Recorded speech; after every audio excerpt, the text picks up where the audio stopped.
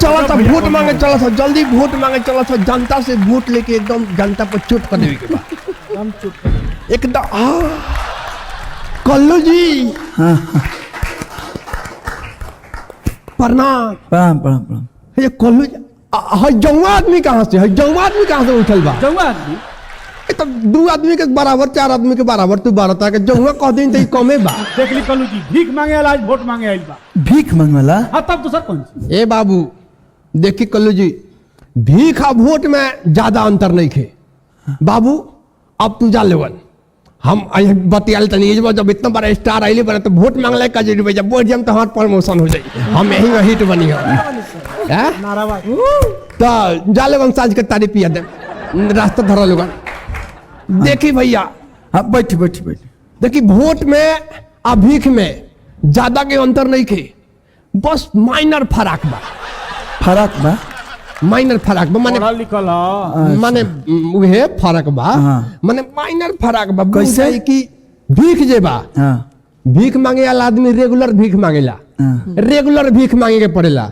लेकिन वोट 5 साल में एक बार मांगी आ कहीं लो गए आ जीत गई तो 5 साल जानता रहुआ से भीख मांगी आ देखाइयो मत दी। यही से हम अपन नारा भी अपने ले बनी कि जब तक नेता सुस्त रहेगा बिहार शिक्षा मुक्त रहेगा। जी अनहरिया का नेता कैसा हो? डिबिया बतिहर जैसा हो। तब तो इसीलिए मेरा चुनाव चिन्ह में अपने से सोच लिया हूँ बलक छाप, एकदम अजोर कर देवे के बाद। अजोर कर देवे? हाँ एकदम अजोर कर देवे के बाद। एगो बात बताई, रुआ नेता काहे बनता नहीं? देखी भैया, नेता बने में बहुत फायदा बा, अनेक फायदा बा। सबसे पहले नेता लोग के बारे में रुआ समझी। नेता जी बा, नेता सबसे पहले जीत के सत्ता में आवेला। नेता सबसे पहले जीत के सत्ता में आवेला, ओकरा बाद जाति धर्म के भेद करके आपस में जनता के लड़ा। सही बात। ओकरा बाद देखी अपना लड़का के विदेश में पढ़ावेला, गरीब का लड़का से झंडा ढुआवेला। जे हम दूसरा लगे तारी पिया के घुमाओ तनी पिया पीछा। वही बात बा, अपना लड़का के विदेश में पढ़ावेला और गरीब का लड़का से झंडा ढुआवेला। जौना जनता के बर्बाद करेला ओकरे उ चहेता होला। ये देश में जो नेता होला असली नेता के पहचान है भैया। आओ सुन, सही कहते रहे। तो देखिए हम सच बोल के सच्चाई के साथ मार्केट में उतरल बनी। काहे कि हम पहले विश्वास करें फिर इस्तेमाल करें। पहले इस्तेमाल करे फिर विश्वास करे। इस्तेमाल कर लिए तो फिर कहाँ विश्वास करें? पहले विश्वास करना पड़ेगा तब इस्तेमाल कीजिए, क्योंकि धोखा तो हम देंगे। अच्छा, आप वही नेता है जो धोखा देंगे? जी बिल्कुल। तो रउआ भैया लागत नहीं के देख के ई का हुई? देखिए भैया, नेता लोग के बारे में हम लोग के और बताओ तनी। जनता जी बा, अपना देश के कंगाल देखी, अपना देश के बड़का कंगाल देखी या चाहे अपना जनता के हाल देखी, बराबरी बा। जनता आम लगावता तो आठी खाता, जनता आम लगावता तो आठी खाता और रोजगार मांगता तो लाठी खाता।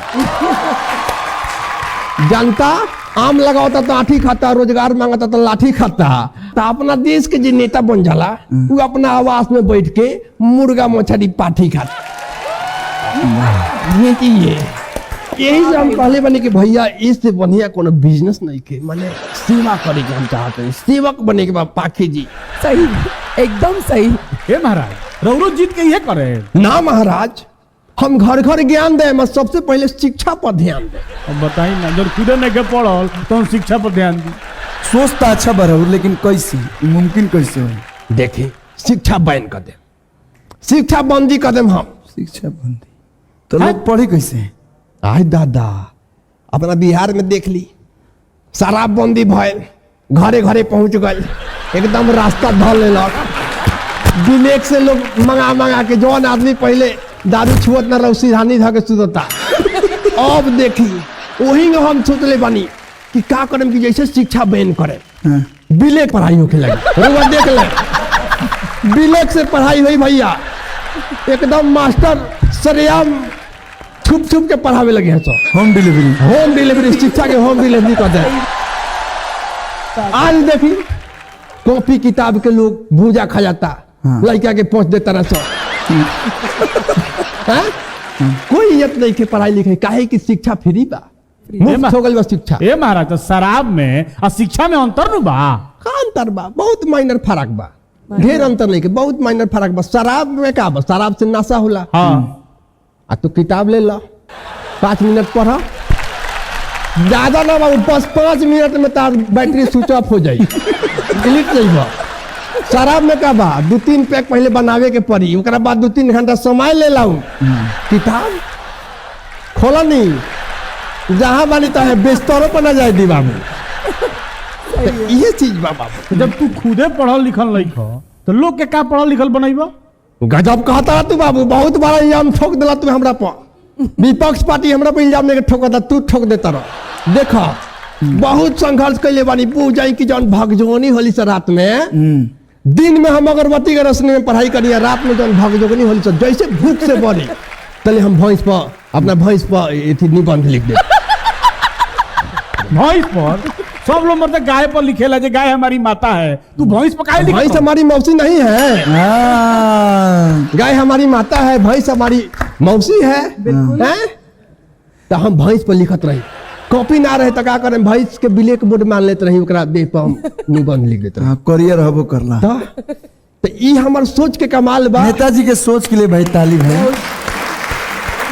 लेकिन नेताजी कुछ कहीं राउर जोन सोच बा भाई बानू कहाँ से ले आई बनी सोच के? सोच हम पूछ जाए कि कोलपुरा से पटना तक लेके आयल बनी, और चाहतनी कि हम पूरा बिहार में, पूरा यूपी में, पूरा भारत में सोच के लागू करा दी। लेकिन हमरा नेपाल छोड़ दिला, नेपाल छोड़ दिला तू। नेपाल में भी कैसे लागू करेगी? अपना देश में बा, हमें जाके नेता बनता नहीं, वो जो अपने नेता के दौरा दौरा के मारता था, का चाहता रहा? का चाहता रहा हम जिंदा ना रही। तो ये बात बा, बहुत पढ़ाई लिखाई में संघर्ष के लिए बनी भैया। यही से हम चाहते हैं कि शिक्षा हम घर घर पहुंचा दी, शिक्षा बंदी करे के पड़ी। उठाइए ना। हेलो, का भाषण? भाषण तो हम कहीं दे दे।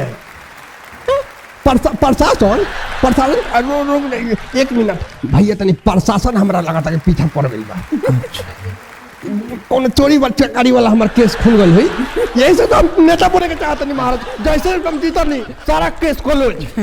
बाप रे बाप, साला भाग के लुकाए के पड़ी हमरा।